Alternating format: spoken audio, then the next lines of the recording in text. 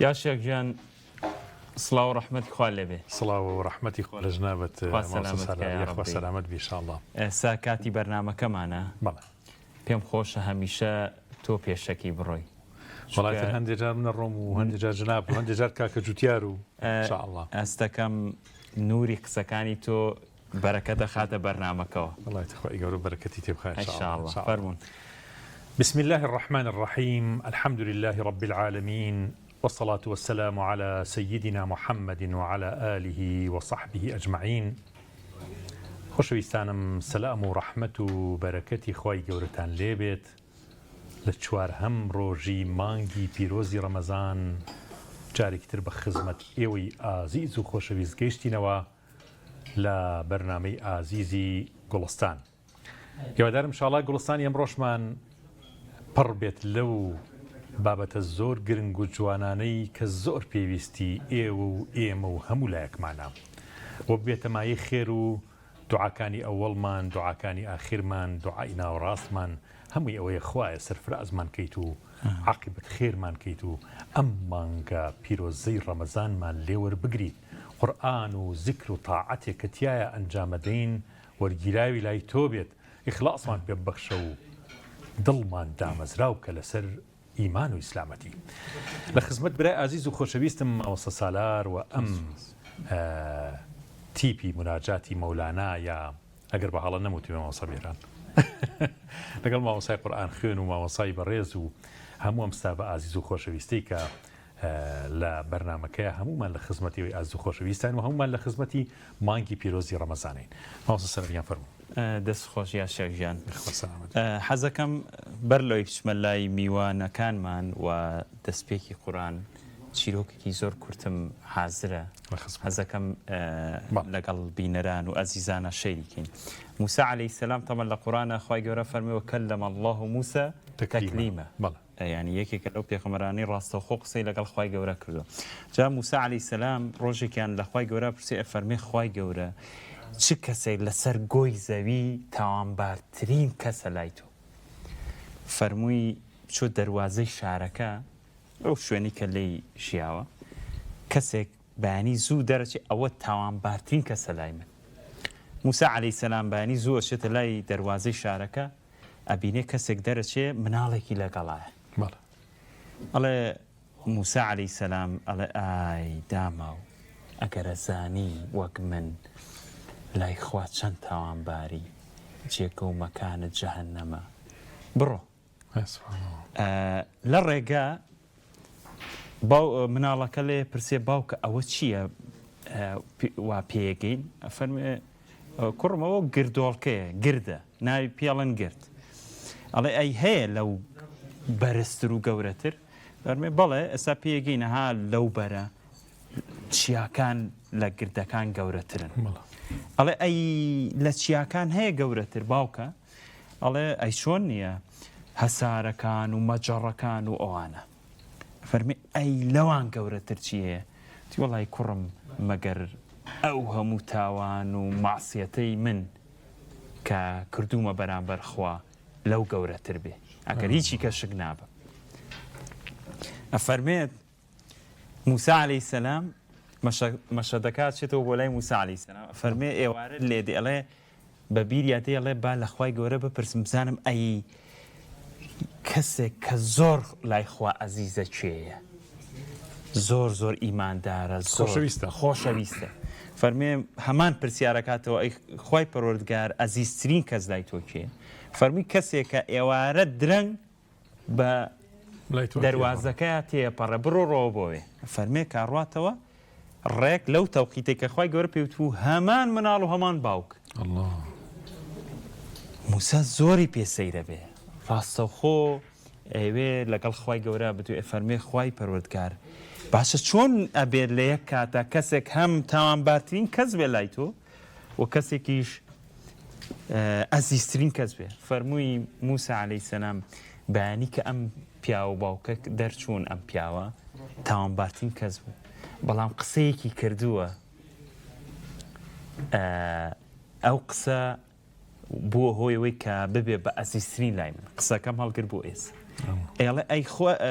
مناڵەکە لێ پرسی ئەی باوکە شتێک هەیە لەو هەموو گوناح و تاوانی کاڵی مەگەر تاوان و گوناحەکانی من بەقەدەر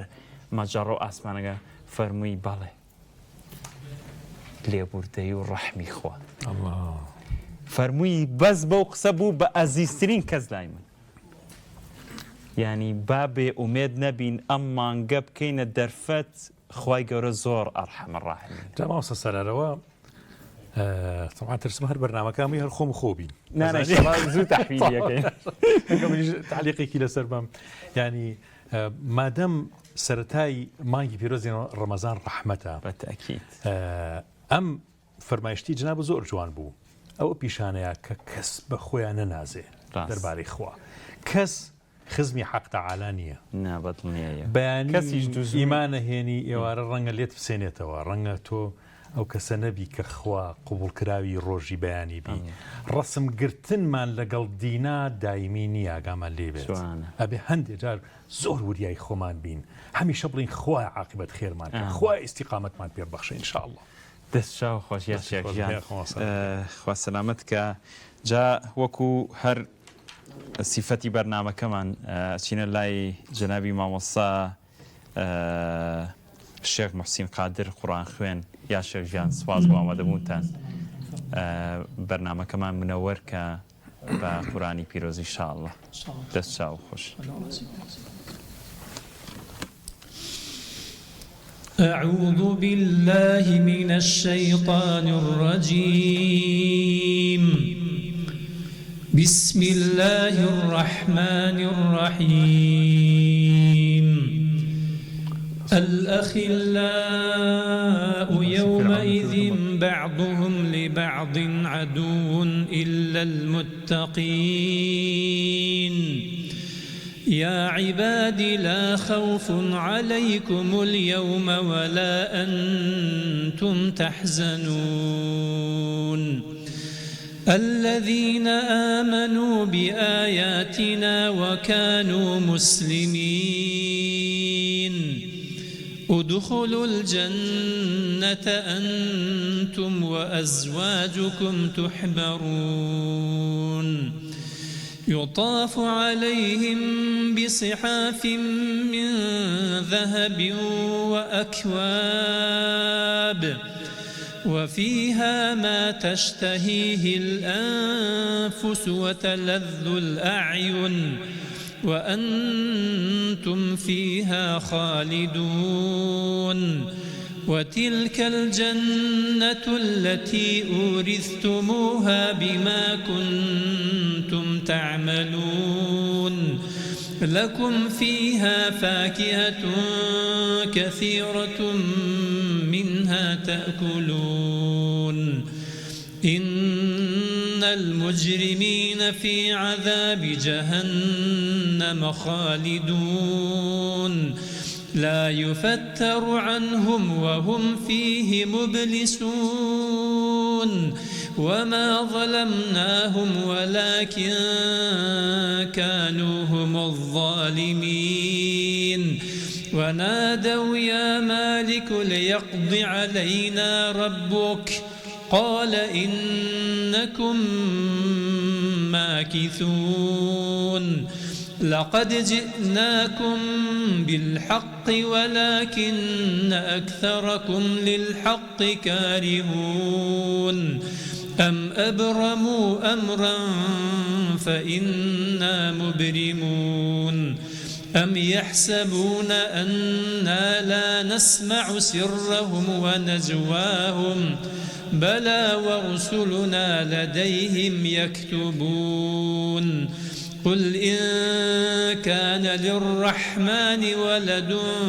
فأنا أول العابدين سبحان رب السماوات والأرض سبحان رب السماوات والأرض رب العرش عما يصفون فذرهم يخوضوا ويلعبوا حتى يلاقوا يومهم الذي يوعدون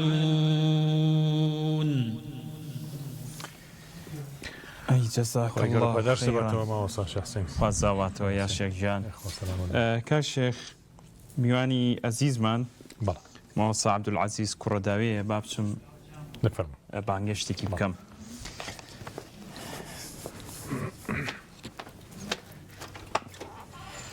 مامۆستای بەڕێز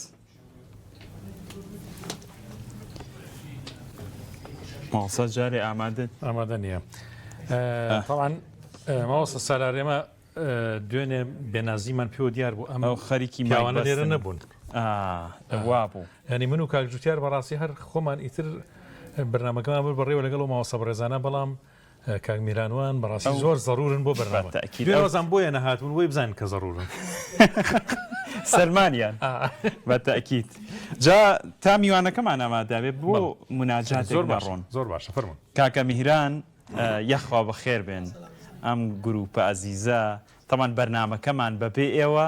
بەڕاستی وەکو چێشی نەکوڵاو وایە وانە ها چێشتەیە ناکوڵێ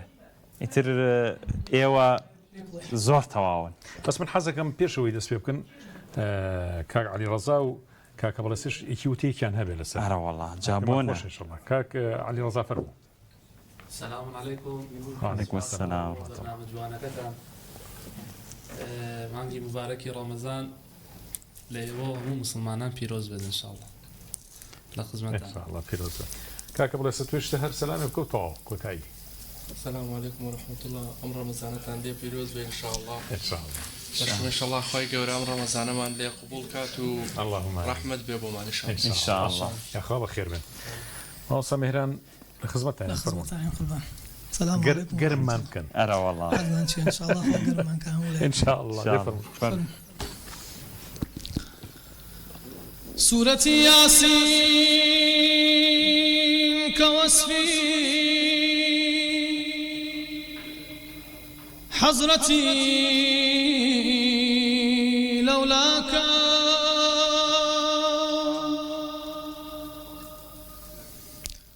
سورة ياسين كوصفي حضرتي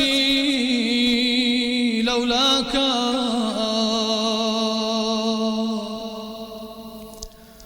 أهل ضماي البجلوي صورتي طهاك خاكي بردرقاي قصري قرب سركا قاقدا خاكي بردرقاي قصري قرب سرداك قدا هر نفس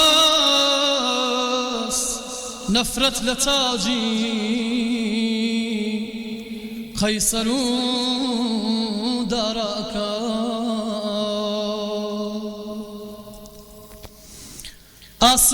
آسمانك مشتري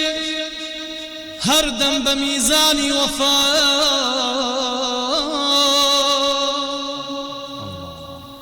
كسبي هر شامي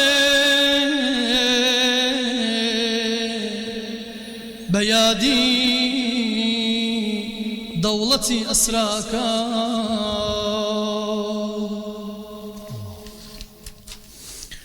قر تصور كمسيحي تختي عرشي أعظمي تأبت تركي بياني رفعتي عيساك نور عشقي كوتسر توري ضلي موسى مقر واو لسر سيني بشوقي ضل يدي بيزاك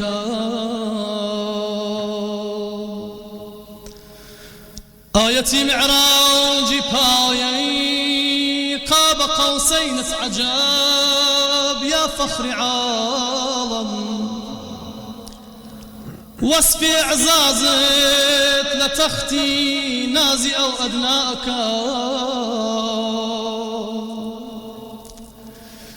چی لە دەوڵەتکە ئەسیری بند عشقي أحمدي عشق محمودي بعاشق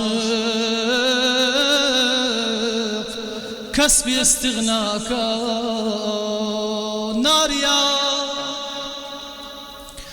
ناريا وصفي جلالي حضرتي خير البشر كي بصدفتر هتا محشر بشر إنشاك صلاة الله سلام الله لسرجاني رسول الله صلاة الله سلام الله لسر روحي رسول الله صلاة الله سلام الله لسرجاني رسول الله صلاة الله سلام الله لسر روحي رسول الله هلم قرباني نقشد من دبيرة فصحة وقفة هلم قرباني وكتبة دبيرة فصحة وقفة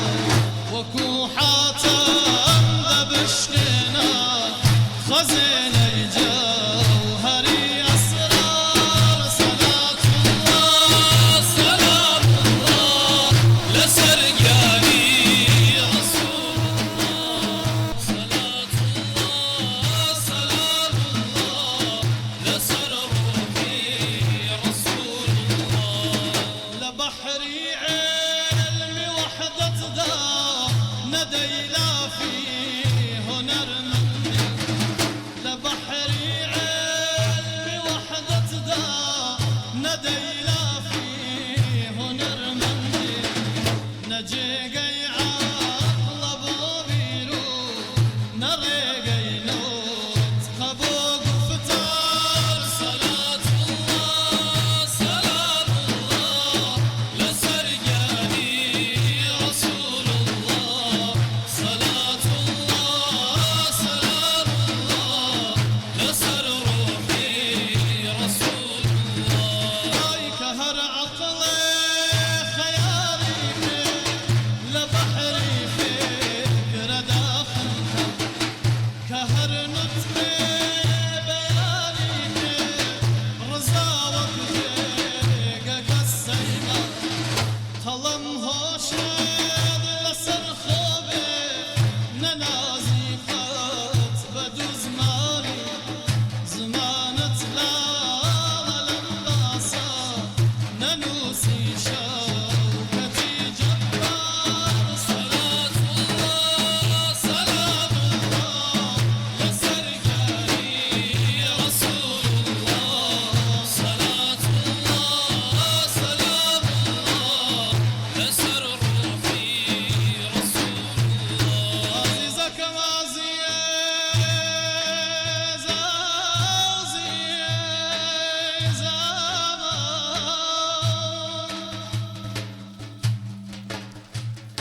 فقط سادي بتشوكا برجا جوهري تحرير قلم سادي بتشوكا برجا جوهري تحرير بنوسة وسوى صافي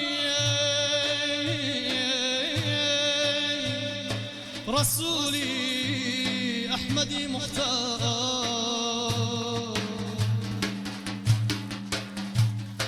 قلم مردان نطقي دام جوابي دام وفرموي بهيج أقلد نشرني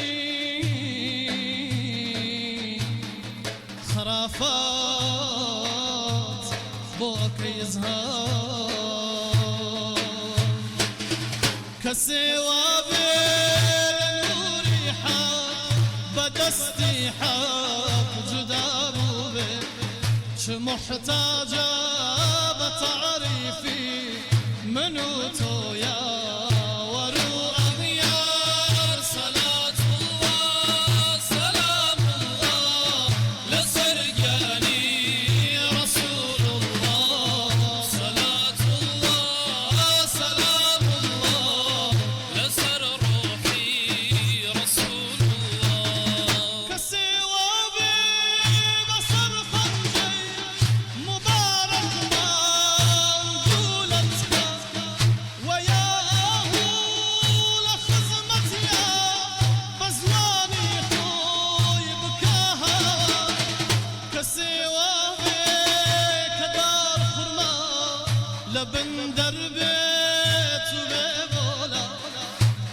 سێوابێ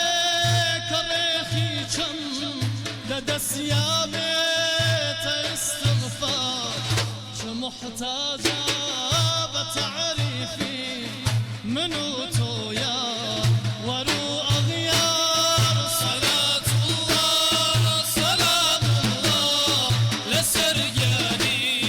ڕەسوول الله سەلات الله سەلام الله لەسەر ڕۆحی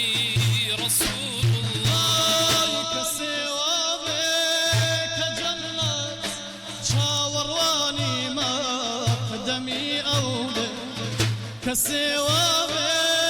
کە جەنەت چاوەڕوانی مەقدەمی ئەو بێ کە سێوابێ کە سەد ڕۆح ئەمین بۆی بێتە خزمەتکە چ محتاجە بە تعریفی من و تۆیە وەرو ئەغیار سەلات الله سەلام الله لەسەر گیانی ڕەسوول الله سەلات الله سەلام الله لەسەر ڕۆحی ڕەسوول الله ئیتر مستغنیە قاونە لتحريرات عمرو زيد سكوتات لازم هرتا بنوسي دفتر وأشعار أي كسيوابي وخاها بس صلواتي تنحق دروسته أنا بخوا شاري جواني حضرتي إمام موسى قانع ما شاء الله راسي صلال روحي أوانش خوي قول لي خوش بي ودرجات عالية إن شاء الله بەڕاستی نازانم دوێنێ چۆن بەرنامەتان پێکرا بێ ئەمان جا بڵێ وە حاڵ بوو غريب خۆمان سرود بڵێ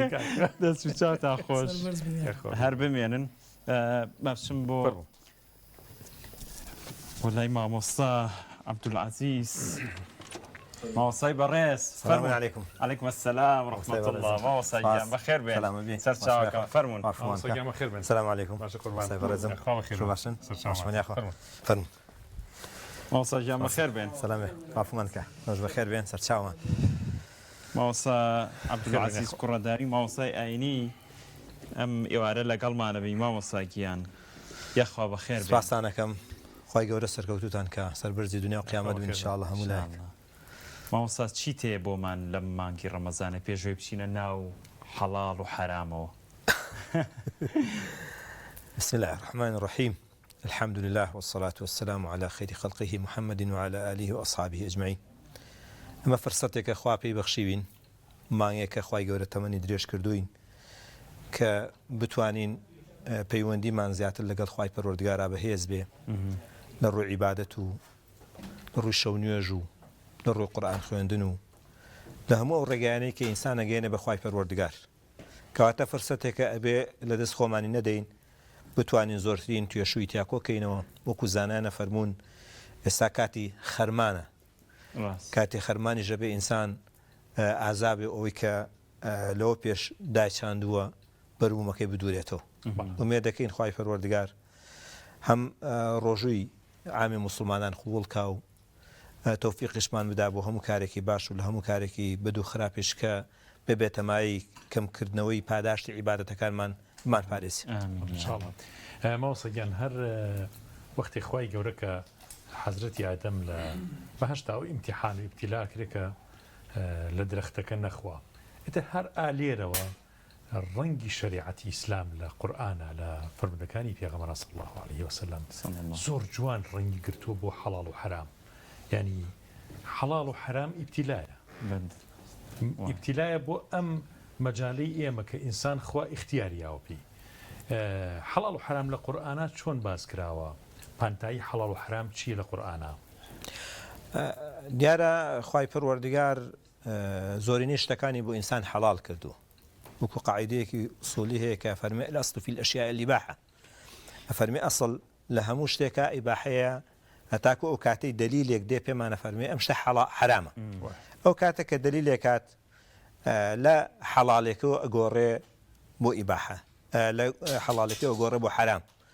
بە واتایەی ئەو کاتە قەدەغەیە کە ئینسانی مسلمان نزیکی کەوێیە ئەنجامی بدە بۆیە ئەبینین حرامەکان ژمارەیان لە ئیسلاما کەمە حەڵاڵەکان نابژێردرن حساب ناکرێن ئەوەی کە خوای پەروەردگار بەجالی هێشتۆتەوە بۆ ئینسان هێندە زۆرن لا تحصى حساب ناکرێن وسخر لكم ما في السماوات وما في الأرض جميعا خوای پەروەردگارە فەرمێ هەرچی لەم ئەرز و ئاسمانەیە خوای گەورە بۆ ئەوەی مسەخەر کردووە بۆی حەڵال کردوون بۆ ئەوەی کە سوودی لێ ببینن هەتاکو ئەو کاتی کە دلیلێکمان بۆ دێ نەسێک دێ کە فەرمێ ئەم کارە حرامە لێ دوورکەونەوە حرامەکانیش وەکو زانایانە فەرمونون هەندێک تهدیدی ئەەکەن ینی وەکو یاسا تهدیدیەکەن ئەڵێن 15 تا 25 یاسامان هەیە بۆ حرامەکان کە ئامی حرامی ئیسلام ئەچێتە ئەو 15 مۆزوعەوە یا ئەو چواردە مۆزوعەوەی تا 25 زیاتر نین واتە ئەو نەسانی کە باز لە حرامەکەن ما باقیتر ئەگەڕێتەوە بۆچی ئەگەڕێتەوە بۆ حەڵاڵ و پێغەمبەری خوا صلی الله عليه وسلم فەرمێ إن الحلال بين وإن الحرام بين فەرمێ حەڵاڵ ئاشکرایە حرامیش ئاشکرا و ڕوونە بۆ هەموو خەڵقی وبينهما أمور مشتبهات لە نێوانیانە کۆمەڵێک شت هەیە کە گوماناوین کە پێویستە ئینسان دوورکەوێتەوە لیان لەوانەشی کە گومانی هەیە چونکە ئینسانی واریع زانانە فەرموون واریع حرام هەر ناکە یعنی بەلا حرامە هەر ناڕوە بەڵام لە هەمان کاتیشا واز لە هەندێک حەڵاڵە هێنێ لە ترسی حرام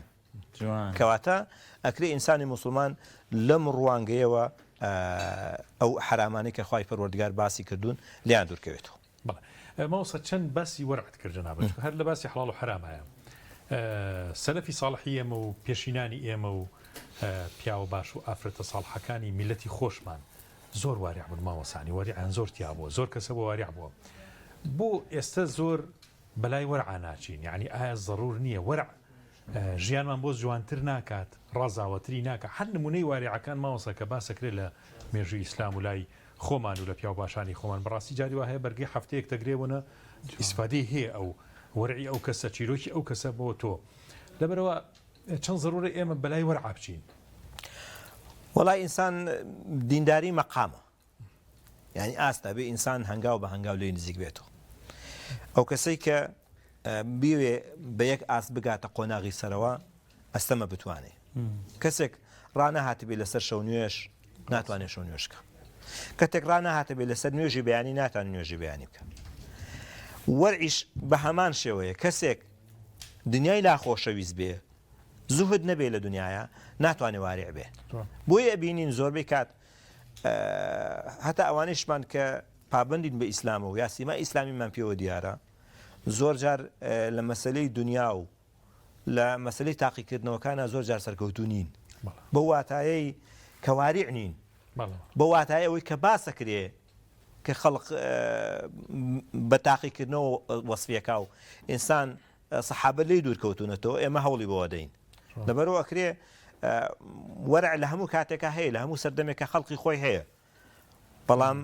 زۆرینە پێوەی پابند نین لەبەرەوە گرینگە ئینسان چەنە واریع بێ ئەوەنەی دیندارەکەی بەهێزە بێ ئەوەنەی لە مەشاکیل لە دنیاکان کەم دوورەکەوێتەوە ئەوەنەی تر لای خەڵق خۆشەویستە بێ چونکە ئینسان تا واریع بێ لای خەڵق خۆشەویستە لای خوش خۆشەویستە چونکە ئەو فەرمودی کە مامۆستا ببوورە قسەکە و پێڕۆن لەوەی هەنێ بینەر مستەڵەحە عەرەبیەکە نەزانێ بە کوردیەکەش وارع بوترێت چییە؟ وانیانی خۆپارێزی لەو شتانەی کە خوا حرامی کردوون دەگەی ینی هەنگاوێکیش لە حەڵاڵ لە حەڵاڵ تەرکە ناگەیش لە حەڵاڵ تەرکە تەنانەت هەندێ حەڵاڵیش نەکەی بەڵێ ئەسڵ ئەوە واریع ئەسڵ ئەو وەرعە ئەوەی کە پێغەمبەری خوا صلی الله عليه وسلم فەرمێ ئینسانی واریع ئەوە نزیک حرام ناکەوێ و حەڵاڵیش زۆر جار هەندێکیان لێتەکە بەشێک لە بینەرمان مستەڵەحاتی عەرەبی نازان بۆی پەیامەکە بۆ خۆی بکە عەفو یعنی دنیانەویستی بە کوردی خۆمان واریع یعنی دنیانەویستی یعنی زاهید یعنی هەر عیبارەتێکی تر لە کوردیا بەکاری هێنی بۆ پێغەمبەری خوا صلی الله عليه وسلم لەو فەرمودەیە جوانە فەرمێ ئەو سەحابیەی کە هاتە خزمەتی فەرمووی ئەی پێغەمبەری خوا صلی الله عليه وسلم شتێکم پێ بڵێ خۆشەویست بم فەرمووی زاهید بە لە دنیای خوا خۆشەوی زاهید بە لە دنیاە بۆ دنیا زاهید بەخوا لای خوا خۆشەویستی و زاهید بەلەوەی کە لە دەستی خەڵقیایە خەڵق هەوڵی بۆدا تۆ هەوڵی بۆ مێ خەڵقیش خۆشەوی یعنی هەردوو تەڕەفەکە هەم لای خەڵقی هەم لای خوا ئێمە ئەمڕۆ زۆرینی گرفتمان ئەمەیە نەزاهیدین لە دنیاە نەزاهیدینەوەی کە لە دەستی خەڵقایە بۆیە زۆر جارەکەوینە چیوەکەوین ئەو هەڵانەی کە ئیسلام نەهی لێ کردووە ئیسلام ڕێگەی پێ نەداوە غیبەت لە ئەنجامی چیا دروستە بێ کە زۆر جار پاداشتی ڕۆژوو بەرەو سفربوونەوە ئەڕوا بۆ واتایە بەرەو سفربوونەوە ئەڕوا چکە تۆ ئەبێ ئەو ماندووبوونەی خۆت بدەیتە خەڵقی لە قیامەتە ئەنی ئەو ڕۆژۆ چەنە پێوە هیلاگووی ئەیدی بەو کەسەی غیبەتی کردو ئەوگی بۆ کەسەی غیبەتی کردووە لە ئەنجامی چیا دروستە بێ لە ئەنجامی وایە دروستە بێ تێگەی کە مشکلەیە لەسەر دنیا مشکلنی لەسەر قیامەت کەس لەسەر قیامەت غیبەت یەکتری ناکە ئەوەی کە غیبەتی یەکتریەکەن و بەشان و باڵی یەکتریایەنە خوارەوە و زەمی یەکتریەکەن هەمووی بۆچی هەمووی بۆ دنیاە مامۆستا پلیکانەکانی تاوان ئەوەندەی ئێمە لە چیرۆک و بەسەراتەکانە یا شێخ بیستومانە دەوترێت تاوانی یەکەم شەیتان کە پێتەکە وا عاقڵانە پێتەکە بۆی تاوانی دووەمە بەلاوە بەسیتر بێ دووەمت کردە ڕووی بۆ سێم وردە وردە تا پلیکانەکان هەموویە بڕی دوایی وا لێ دێتەوە تاوان بەلاتەوە ئاساییە بێ تا چەند پێویستە ئێمە ئەو بربەستە دروستکەین پلیکانی یەکەم نەبڕی بەچی ئەمە دروستەکرێ جنای مامۆستا وڵا یەکەم بەوە دروستەکرێت کە ئەمە دەرگایە کە پێغەمبەری خوا صلی الله علیه و سلم دەرگای تاوان مەکەنەوە یان لە دەرگای تاوان مەدەن یان دەرگای فیتنە لە خۆتان داخن ئەمە دەرگایە کە کردەوە کەوتی ناوی بە ئاسڵەن داناخرێ بەڵام ئەگەر نەیکەی تۆ داخراوە تێگەی هەموو هەنگاوێک هەموو شتێک بە موازەبە دروستە بێ ینی بە بەردەوامبوون دروستە بێ ئینسان خوای پەروەردگار وای دروست کردووە ڕاستە تاوانەکە بەڵام دەرگای تۆبەشی لێدا نەخستووە ینی هێشتا ئومێدی لای خوای پەروەردگار ماوە مالەم یوغەڕغێر مادام ڕوحی نەگەیشت بێتە کاتی سەرمەرگ و کۆتایی بەتەمەنی بێ کەواتە دەرگای تاوان لای خوای پەروەردگار داناخرێ لە ڕووی تاوان بارانە بەڵام ئەوەندە هەیە ئێمە چۆن خۆمان بپارێزین ئێمە چۆن خۆمان بپارێزین لە تاوان ئەوەی کە ئینسانێک هەسبێکە ئین الله کان عەلەیکم ڕەقیبە ئەمە یەکەم هەنگاوە یەکەم هەر کەسێک هەستی بە ڕەقابەتی پەروەردگار کرد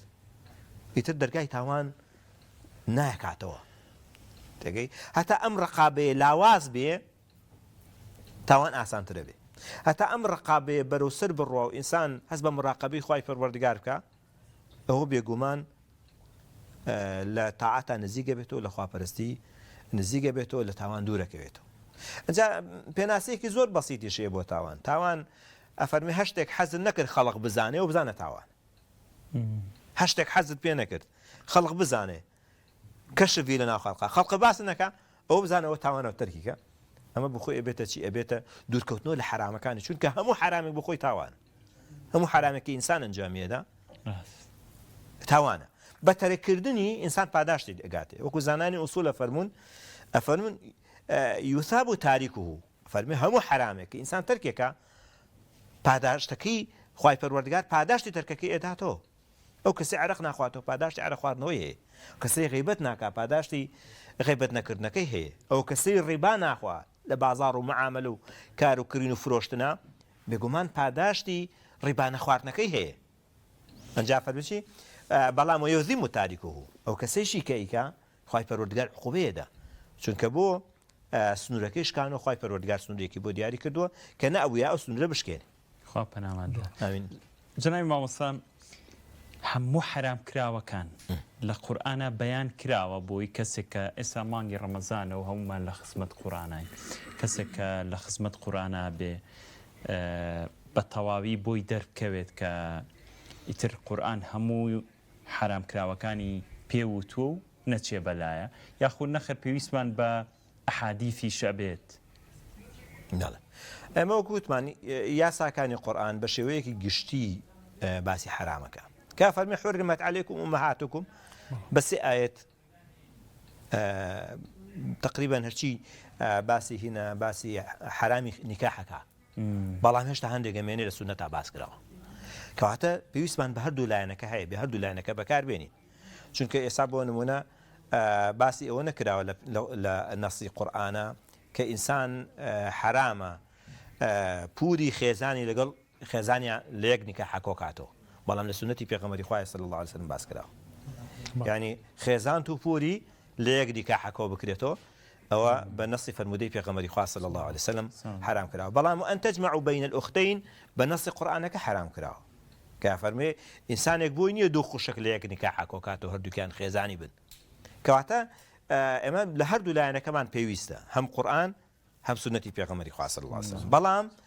قورئانەکە تەحدیدی زۆرینەی حرامەکانی کردووە ئەگەڕێتەوە بۆ نمونە لە بابی معاملاتە لە بابی معاملاتە خوای پەروەردگارە فەرمێ وأحل الله البيع وحرم الربا فەرمێ خوای پەروەردگار بەیعی بۆ حەڵال کردوون و ڕیباشی بۆ حرام کردوون باشە کۆمەڵێک معاملە هەیە کە حرامن لە قورئانە نەهاتووە لە سنەتیش پێغەمبەری خوای صلی الله علیه وسلم هاتو کە ئێستا زۆرێک لە خەڵقی تێکەوێ ولا تبع ما ليس عندك شتێک مفرۆشە کە لات نییە کردن فرۆشتن بە شتێک کۆمەکە کە هێشتا وەرت نەگرتووە دەبڕۆ لە بازارە زۆرینەی خەڵق ئەوەیشی ئەتا بن زۆر جار ئەهلی نوێژە تێگەی هێشتا شتەکە نەگەیشتۆتە دەری دەستی نازانێ ئەم فرۆشتوێتیەوە کە ئەمە معاملەیەکە دروست نییە ڕێکە پێدراو نییە کۆمەڵێک معاملەی تر کە لە بازارە مامەڵەی هەواییان پێوترێ کابرا حەشت نابینێ بس قازان زەرەر وەرەگرن کە ئەمانە کۆمەڵێک مامەڵەن حرامن لە ئیسلامە بە حرام دانراون بەڵام لە قورئانی شاتیایی نییە ماوەسەیەکێک لە کێشەکانی ئێسەی خۆمان خەڵک بەگشتی مەسەلەی پارەی حرامە ئایا حەڵاڵ بەرەکەتی هەیە حرام ئەڵێن بەرەکەتی نییە وایە وەڵی سیری ژیانی خەڵکە ئەم بۆ دنیا بۆ قیامەتیش بۆ هەردووکی حرام هەموو کاتێک کوردەواری ئاگرێکە لە جەستەی ئینسانایە چونکە خوای پەروەردگار وا وەسفەکە ئەفەرمێ ئەوانەی ماڵی هەتی وەخۆن إن الذين يأكلون أموال اليتامى ظلما إنما يأكلون في بطونهم نارا ئەوانەی کە ماڵی هەتی وەخۆن کە خوای پەروەردگار بە نەسی قورئان حرامی کردووە ئەفەرمێ بە زوڵم ئەیخۆن بەشێک لە ئاگرە خۆن یعنی سەرنجامەکەی چێتە ئاگرەوە و پێغەمبەری خوا صلی الله علیه وسلم لە باسی ئینسانە فەرمێ ئەو کەسی حرامە خوا بەشێک لە ئاگرە خوا سەرنجامەکەیشی هەر ئاگرە بەڵام ئەوەندە هەیە ئێمە توانین بەراوردی ژیانی ئەو خەڵقە بکەین کە حەڵال خۆرە لەگەڵ ئەو خەڵقی کە حرام خۆرە بەوە بەراوردەکەی زۆر جار کابرایەکەی 500,000 موچەکەیەتی ئەم 500,000 بەشی کرێژەکە وەنیە بەشی ئیشی ماڵیشەکە بەشی هەندێک دەست و دیاریشەکە بەڵام جاری وا هەیە کابرایەک 100 ملیۆن وەرەگرێ هیچ بەشی ناکە هیچ بەشی ناکات چونکە سەرنجامەکەی لە چیەوەیە لە حرامەوەی ئەنجا زۆر جار عقوبەکانی خوای پەروەردگار بۆ ماڵی حرام هەر لە ژیانی دنیایە بە واتای لە ژیانی دنیای خوای پەروەردگار بەڵای گەیەنێ بەسەر تاوەی کە کۆ کردێتەوە بە حرام بە یەک جار لێ دەسەنێ بە یەک جارە بێسەرفیکەی لە هەمان کاتیشە سەیرەکەی چی لە لاش عقوبەکەی ماوە بەڵام حەڵاڵەکە هێشتا پاداشتەکەی هەیە چونکە ئەم وەریضا بالقەلیل یەکێکە لە ئەنجامەکانی ئەوەی کە ئینسانی موسڵمان ئەتوانێت لە ڕووی دینداریەوە بەدەستی بێت دەستەکانە خۆش بمەوە سەگیان دەستیەوەش خۆش بەدەستان باتوە ئینشاءالله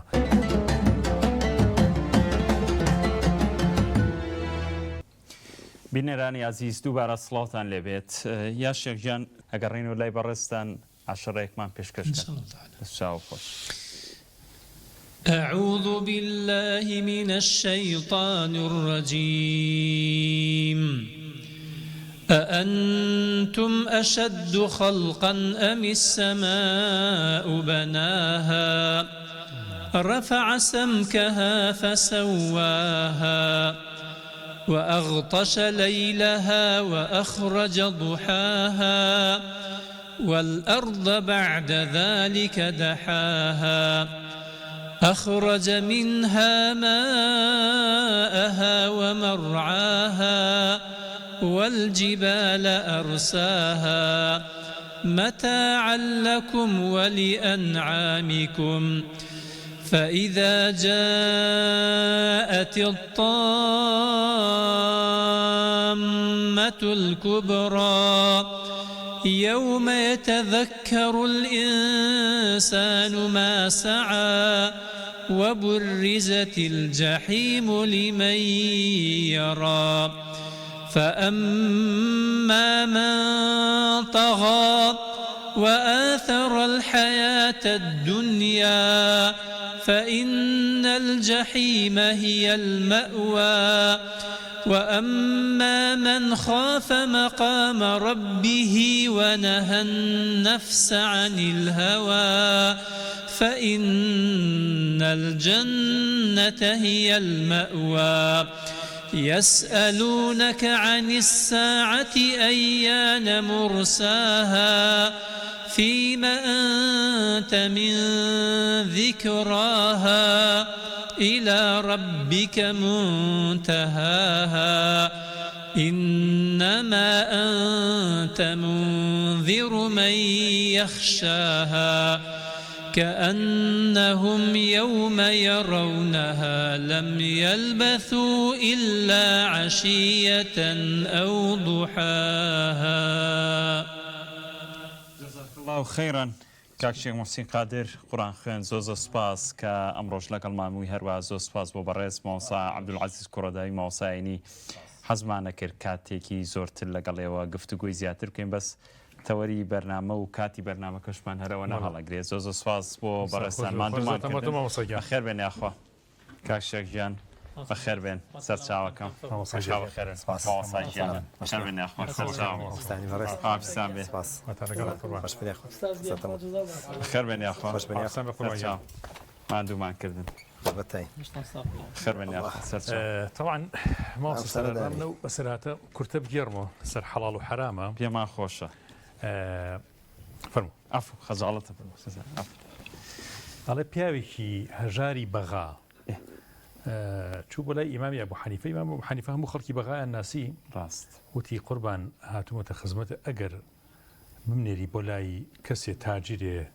بازرگانێ دوکاندارێ ئیشێکی لە لاب بکەم شاگردیەک ئیشێکی لە لاب بکەم وەزعم زۆر خراپە و هیچ ئیشێکم نییە ئەویش نێرە برای تاجرێکی موسڵمان ئەڵێ بە تاجرەکە بڵێ ئیمامی ئەبوو حەنیفە فەرموویەتی یاوتیوەتی با ڕۆژی بە 5 درهم بۆ نمونە بە 5 درهم لای ئەو ئیش بکە ئەو پیاوەش ئیمامی زۆر خۆشەوێت طبعاً هەرچیەک بفەرمێ سەر بەگوێیەکە بە 5 درهم ئیشی لاکە سەری مانگێت وەڵە ئەڵای قوربان وەزعم خراپتر بووە ئەڵێ پێی بڵێ بیکا بە 4 درهم ئەویشێکا بە 4 هەریەتەوە ئەڵێ بەخوا هێشتا هەر باش نەبووم ئەڵێ بیکا بە 3 شەڵا باشەبی کەیکا بە 3 درهم کابرا دواییەتەوە وڵا قوربان وەزعم زۆر باشە و بە سێڕەکە چییە لە 5 درهەمە خراپ و کەچی لە 3 زۆر باشمەوە کە خەمترە کات ئەڵێ 3کە حەڵاڵی تۆیە 5ەکە زیا بۆ تۆ لە حەڵاڵیشا بەرەکەت هەیە جوان قەناعەت دروسە بێت قەناعەتی قەلبی بۆ تۆ دروسە بێت اینجا دوای ئەوە خوا لە بەڵالاتەیە خوا لە مشکلە لە نەخۆشی جاریوالاتەیە ینی ئەو شتانی کە تۆ بە زیادە مەسرف ئەگەر بە پارێکی حرام بی بەشتێکی تر لێتەگرێت و بە حەڵاڵەکە بەشتەکە ڕاست جوانە سەراتێکی جوان هەر بمێنن خوای گەورە لە حرام کراوەکان اللهم ئیمان پارێزی ئینشاءالله کاکە میران ئێستا من و تۆ تیپی مەولانە ماوە هەموویمان جواب کرد کاکە میران بەرهەمی دووەممان چیمان پێشکەشەکەن خزمەتای وڵا قوربان خزمەت لە ئێمەوە وەصف و سەنای پێغەمبەر گیان صلی الله عليه وسلم يا رسول الله سروكي ريغن آسان دخي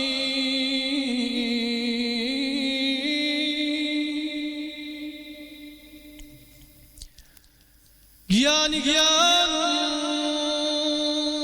هۆی ژیان نوری چاوان دەخیل ئەی تەبیبی حاڵزان شەمعی جەمعی مرسەلین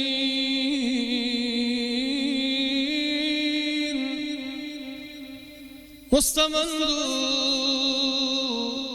دەردمەند زۆر بە تاوانم دەخی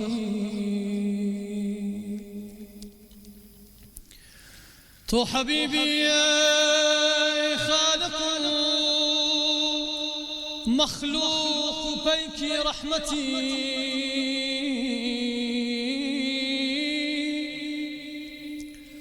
من گونەهبار و هەژار و غرق عصيان دخيل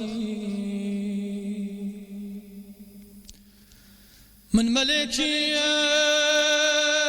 بفرض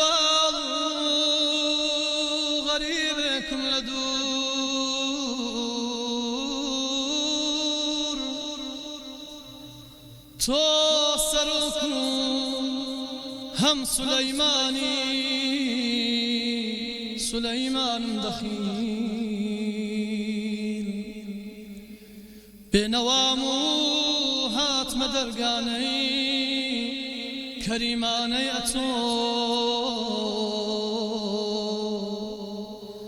بێنەوایەکی هەیە ئەی ڕاحەتی گیانم دەخین عزیزەکەم عزیز ئەو دەمەی دەنگت هەڵێنا تۆ لەسەر تەپەی سەفا خاکی بێگیانی بەشەر بوو بە گوڵستانم دەخین الله الله الله تۆ شەفیع و تۆ ڕەئوف و تۆ ڕەحیمی ئەی حەبیب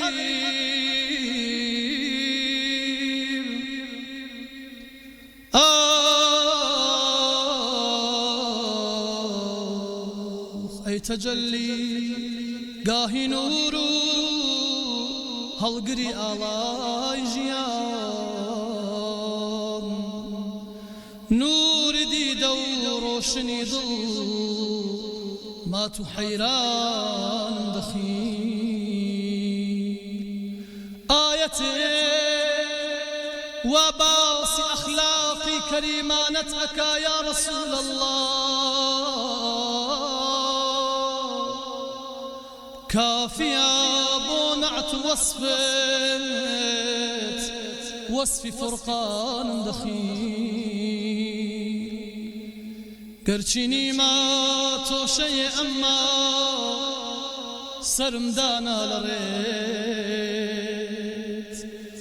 ساقڵم کە عەزیزم دڵ بە ئەفغانم دەخین بێمە مەدینە لا بۆ عەرز و حال بێمە خزمەت و لا بۆ عەرزەی حال لە شەرمی حاڵم زمان والا لە شەرمی حاڵم زمان والا یا رسول الله سلام عليك الله الله يا الله يا ربي صل على المصطفى يا رسول الله سلام عليك الله الله يا الله يا ربي صل على المصطفى يا رسول الله سلام عليك خيشتا ويعتري شوها خيشتا ويعتري شوها باي شمال بيني بوي خوش للايتو باي شمال بيني بوي هناسيتو يا رسول الله سلام عليك الله الله يا الله يا ربي صل على المصطفى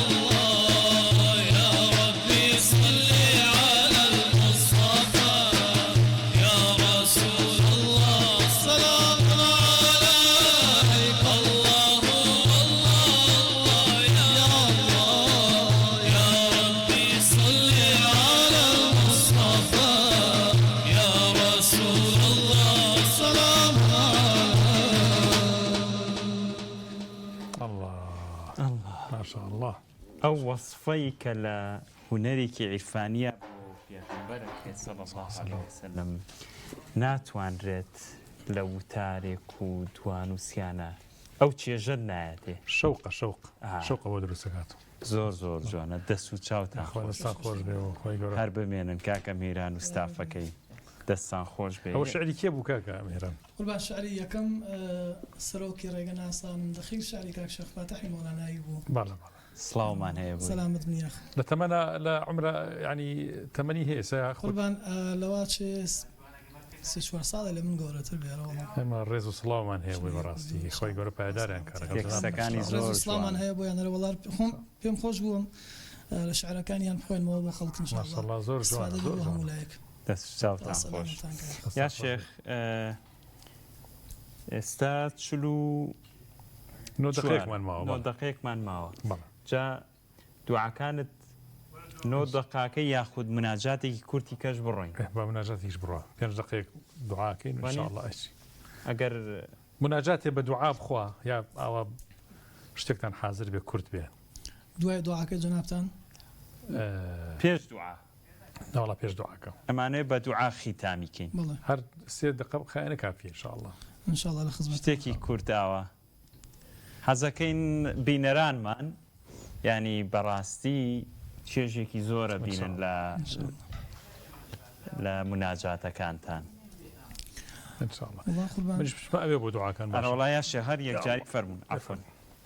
فەرمەوە سەمیران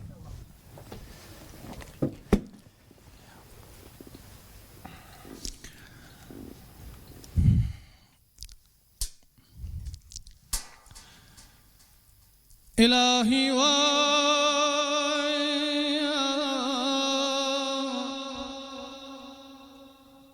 خجل ما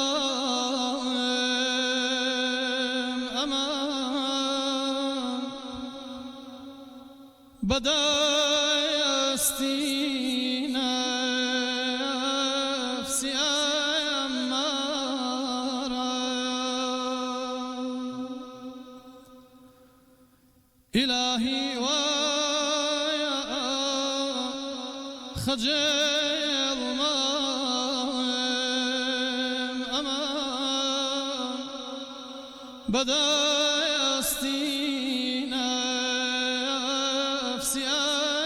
أمارا لمن توبة طلب عفو أمان يا رب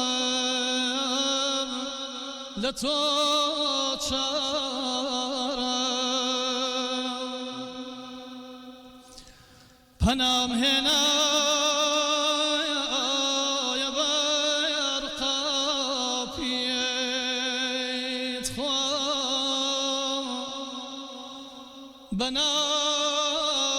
بناوشي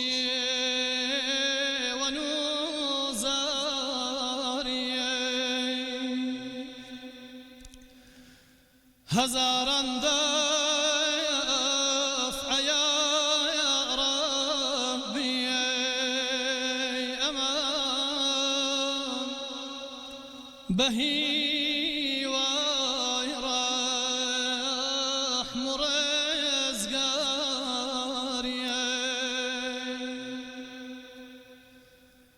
أقر شار مسار رشيدي واني تومما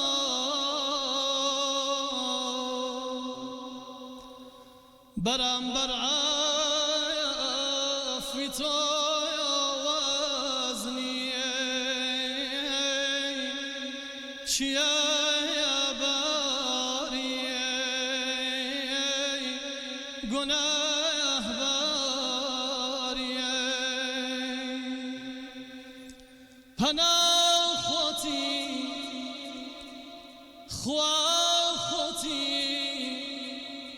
همو كاوري بدس خوتا اگر من موز نبيم خوتا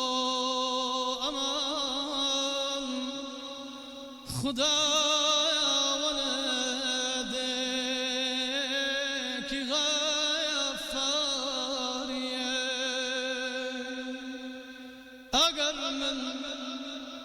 مذنبم یا رب اتو ذاتك غفاری.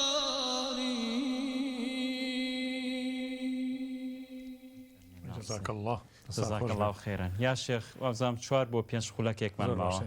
پێویستمان بە دوعاکانی تۆشەیە إن شاء الله. بسم الله الرحمن الرحيم، الحمد لله رب العالمين، والصلاة والسلام على سيدنا محمد وعلى آله وصحبه أجمعين. إلهنا ربنا ظلمنا أنفسنا وإن لم تغفر لنا وترحمنا لنكونن من الخاسرين. يا ربي خواي كان لقرآن في روزة هاجارك نابي الصمد ويا صمد هاتوا كأبش لسورة إخلاصها يا رب ذاتي قوريتو همو داواكان جبجيكيت دعاكان من قبولك يا صمد تكامان لي وربقرو آواتو أمان جا خير وشاككاني دنيا وآخرة من بهن ردي يا رب العالمين يا إله العالمين رجو كان من لي قبول بك عفو من كولي من خوش با دعاي أمبر بانگهي هر كسيك يا رب لي قبول بك وري بقرا همو خوش كبراني كهر دعاو بارانوي كان هي يا ربي بوها وسرجيري بو كسي باش يا أرحم الراحمين. يا ربي خواي كان أوانيك رزقا كما رزقا واسع بك أوانيك راو زندانيان هي خوايا آزاديان بك يا رب. يا ربي خواي جانواني هر كيش ومشكلي كان هي لسريان لابرا أواني لسر جيغا كوتون صالة هاي صالة يا رب إفليجي جيغا لسر جيغا ماونة وإله العالمين شفايان بو بنيرا صبريان بيا ببخشا آراميان بيا ببخشا أجر باداشتيان كم مكروا يا رب. يا ربي خوايا أواني مرافقتي أمن خوشانا أكن ولقليان وخزمتيان أكن خوايا درجاتي برزي خوتيان بيا ببخشا يا رب. رزق روزي ببخشا بو مالاني يا رب العالمين كرزقيان كما أو مالاني مشكلي مناليان هيو منالي أوتيزم ونخوشيان هي خواي جان صبري زياتريان بيا ببخشا إله العالمين أواني هر منالو هر كسي كان نخوش إله العالمين خود شفايان بو بنيرو شفاي عاجليان بو بنيرو يا رب صبر آراميان بيا ببخشا إله العالمين. يا رب إخوائي لقناها كان ما نخوش با لتاوانا كان ما نخوش با لغفلتو بآقايا كان ما نخوش با يا رب. يا رب إخوائي أو روجاني قرينا وبلايتو روجانك بي كبر بي لچاكو لخير وورقيراوي لايتو بين يا رب لوانا نبين كرقو كينت بسرا رشتونو غضبيان بسرا أباريني لو كسانا بين كبمرحمتي خود شاوليانا إله العالمين شاوي مهرباني ومرحمته وقدرتي خود يا رب العالمين بو إمي قناه باران عفو مغفرته رحمة بلم دشوية كمو لنا وراسي شا غفراني توبة إله العالمين ولكو تعيشا قردنا كان من آزاد كلا أقريد وزخ نتشيننا ججني أم رمضان يا رب حتى أكتول همو من خوش بيتو عفو مانكي والله تكان من لشر وآجاو فتنة ببارزة يا رب والله تكان من لشر وفتنة وآجاو ببارزة إله العالمين. يا رب إخوائي جان كيشو مشكلة كان من إله العالمين لشيني خوي نمينيت يا رب العالمين هموي محف بيته وكيش كان من نميني يا رب. يا رب إخوائي جانواني هر دعاو بارانوي كان هي لم تنجي مغربو لم كاتي بربانقو لم كاتي مرحمة سوزو ميرباني خوتا يا رب العالمين كيشو مشكلة كان يعني ما هي الله سفري مادي ومعنوي من بو بربكرة ويا رب العالمين. يا رب إخوائي كان سفر معنوي كان من خالين بيته ويا رب قناه تاوانا كان يخو من يا رب إخوائي شاك كان من يقبلك بفضلي خود بشاكي خود بمرحمتي خود ومهرباني خود إم هجد صلاتك من هموشتك من عايدي تو يا أرحم الراحمين عفو من كولي من خوش با لهم أمستاف عزيز وخوش ويستي أم كنالو أم برأز وخوش ويستان أو سرجم أو خوش كبراني كيستبين ري من ولهر شوينة كان يا ربي دعا كان من جرابك وعفو من كولي من خوش با. اللهم آمين آمين آمين يا مجيب السائلين ويا أرحم الراحمين ويا أكرم الأكرمين.